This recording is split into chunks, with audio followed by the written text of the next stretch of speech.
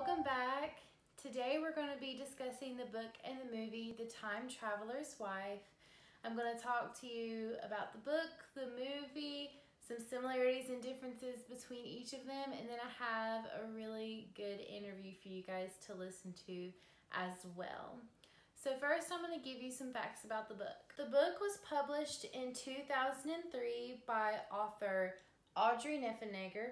This was her debut novel, and she wrote it as a metaphor for her failed relationships. As of March 2019, this novel has sold 2.5 million copies in the US and the UK alone. The movie was released just a few short years later in 2009, and it features many famous actors and actresses, two of which are Eric Bana and Rachel McAdams, as you can see featured on the cover of the DVD case. They play the two main characters, Henry and Claire. The movie was actually scheduled to be released in 2008, but it had to be put on a brief hold because Eric Bana, who played Henry, he was shooting in another movie, and for that role he had to shave his head. So they had to wait for his hair to grow back so that they could complete filming this film. So the similarities, it sticks to the plot line very well. Both are about a man named Henry who is a time traveler, and he cannot control his tendencies to travel. He falls in love with Claire, whom he knows since she was a little girl, as he travels back in time continuously throughout her growing up. One similarity is the death of Henry's mother. Henry's mother was a very famous singer, and she died in a car accident with Henry in the car with her, and that was one of the first times that Henry time traveled as a child, and that's also what saved his life in the car accident. So the movie did a really good job of portraying that piece from the novel. Another similarity is the conception of their daughter Alba. Claire and Henry have a really hard time conceiving a child and bringing it to term. She gets pregnant several times, and they all end up being miscarried because their child is attempting to time travel as well, but as it's a child still in the womb, it just causes her to miscarry. So Alba was like a miracle child. She was conceived in the same way as well. Henry had a vasectomy before she got pregnant. A past Henry time traveled to the future, and that is how she conceived Alba, and she was able to carry her to term, and that was how they were able to have their daughter. Another thing that was the same in the movie as it was in the book that I was actually very happy to see was Alba did end up being a good violin player, and she was tutored by her grandfather.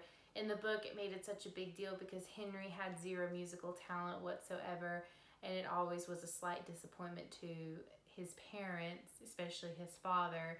So it was a joy to see Alba in both the book and the movie have that musical talent, and she was actually taught by her grandfather, who was also a musician. So I really enjoyed that the movie at least brought forth that aspect of Alba that was in the book. Okay, so as for differences, there were a lot of differences, and I'm just gonna talk about some of the ones that bothered me the most.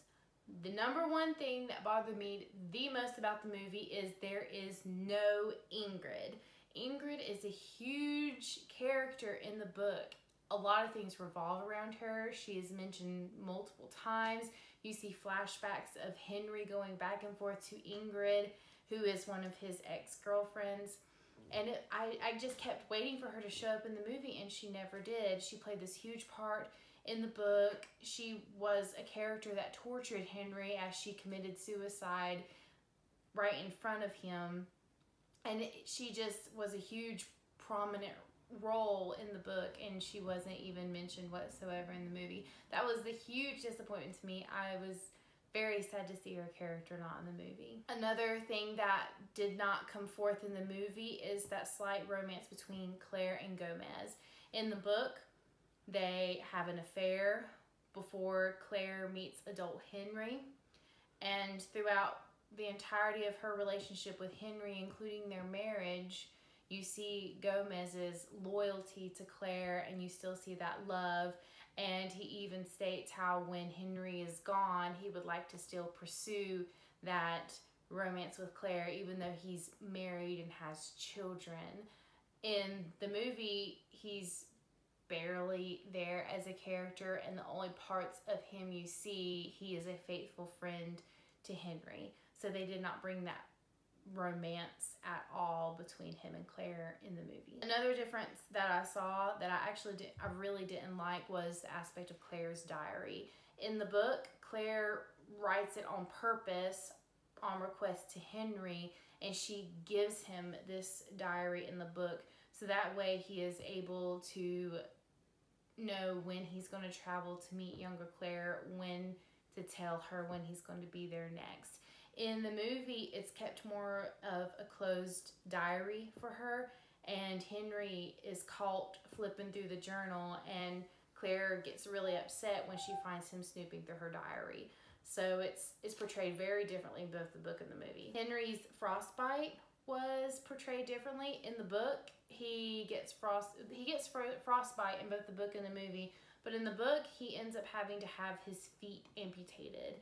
Whereas in the movie, he's able to keep his feet, but he is permanently in a wheelchair. So I didn't like that difference. It kind of tweaked what really happened to him in the book.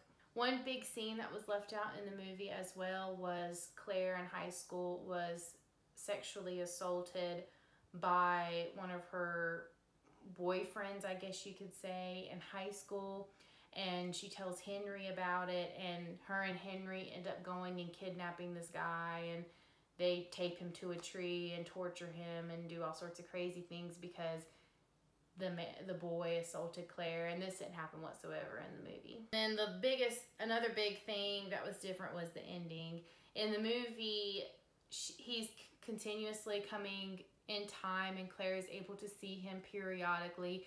Whereas in the book, from the time he dies, she never sees him again up until she's in her 80s. And he appears and she sees him briefly. So whereas in the movie she sees him very periodically, that doesn't happen in the book. She doesn't see him again until she's in her 80s. Alright, so now I've told you some similarities and differences about the book and the movie. Here's an interview for you guys to enjoy. Alright everybody, so I'm here today with Tanya, who has agreed to do an interview with me for The Time Traveler's Wife. Tanya, I'm just going to ask you a few questions about the book and the movie, and then I just want to get your opinion on which one that you liked better. So for your first question, I personally had a difficult time following along with their storyline. Was there one, the book or the movie, was there one that you were able to follow along better with, or able to understand better? I understood the book better because the movie just kind of bounced around back and forth. I agree. I think I had a better time following the book too. It was better in a time sequence for me. Mm-hmm. All right, so what was one thing that was left out in the movie that you really thought should have been in it? Ingrid. 100% Ingrid. The book was a lot about Ingrid, and they didn't have her in there. Yeah, I have to agree. She was a huge part of Henry's life, and then they just didn't. She wasn't ever really mentioned in the movie, which was a huge disappointment. That was one of the things I disliked the most about the movie too. So, do you think that they should have stuck with the book's ending in the movie, or do you like the new ending that they created in the movie better? I liked the movie better. It was just a sweeter ending. The book was where he lost both feet, and it was just dramatic to me. All right, so overall, which one did you like better? Did you like the book or the movie better? I liked the book better. I did. I liked the book better. It was more detailed. It had a lot more interesting stuff that they just left out of the movie. All right, well, thank you so much. I appreciate your time, and I appreciate your opinion. You're welcome. All right, so now that you heard what Tanya had to say, I have to say that as for myself, I enjoyed the book the best. The book was way better. It had a whole lot more in it that the movie had. It gave a lot more detail. It was able to give a better timeline as to what was happening. It was easier for me to understand the movie. If you didn't know what was going on, you would have a difficult time following along with it. whereas the book kind of laid it out more in a sequenced pattern. So it was a really good book. I hope everybody reads it. All right, thank you guys for watching. Did you guys like the book better as well? Did you have a hard time following along in the movie as Tanya and I did? Let me know, and I will see you guys next time when we will be discussing The Road.